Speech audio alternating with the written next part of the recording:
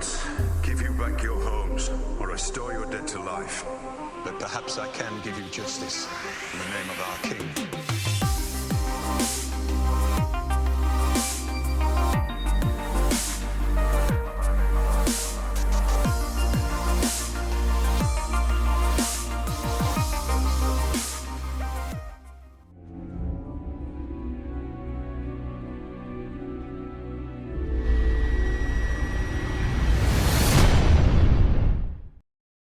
Hey everyone, I hope you are enjoying your weekend.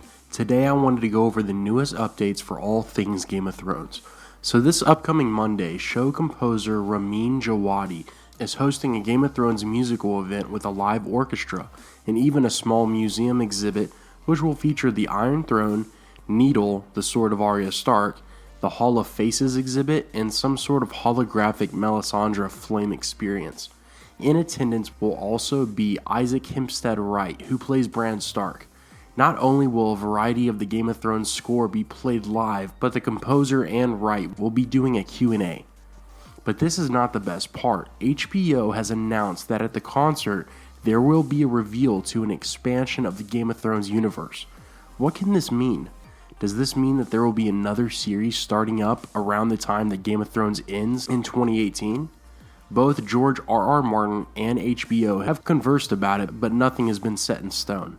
Martin has said that HBO has the rights to the world of A Song of Ice and Fire, and if they want to adapt one of his other stories in that universe, it would be the easiest route versus making a movie or going with another broadcasting company. This will surely be one big reveal, at least I hope. I actually made a video about the most plausible adaptation from Martin's stories that can serve as a prequel to Game of Thrones. Click here or check it out in the description. Go ahead and let me know in the comments what spin-off series you would like to see. Also, did you like the last Harpy's cameo in the Wall of Faces clip? You can do this with your own face and share it across all social media. I'll put the link in the description. It's really fun to play around with. Before I move on, I just wanted to say I am not sponsored nor being paid by anyone to promote any brands or products. If I promote something, just know that it's because I think you guys might find it interesting. Of course, if there is any sponsorships down the road, I will be completely transparent with all of you. Anyways, on these Thrones updates, I want to try to squeeze in different segments so that everyone watching has a chance to enjoy the content, especially if you are only here for the theories. So here's today's Easter egg. On the website Watchers on the Wall, a user in the forums named The Sandman posted this. So the prophecy says there will be a hero born under a bleeding star, or something like that. When Ned goes into the room, he places Sir Arthur Dayne's sword by the foot of the bed. Did anyone else notice a star on the hilt of the sword? The sword also has blood on it from the fight earlier.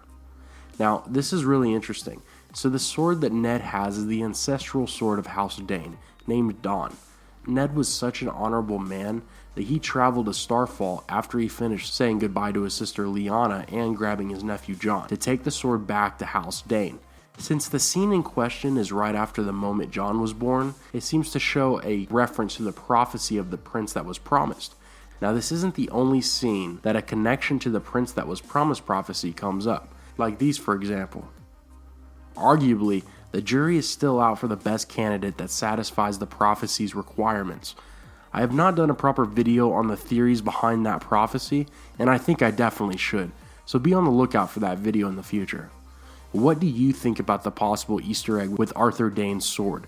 Do you think the show included it in that Lyanna bed scene in reference to the prince that was promised prophecy? Or do you think it was more of just fan service for readers who knew the backstory of the fate of the ancestral family sword?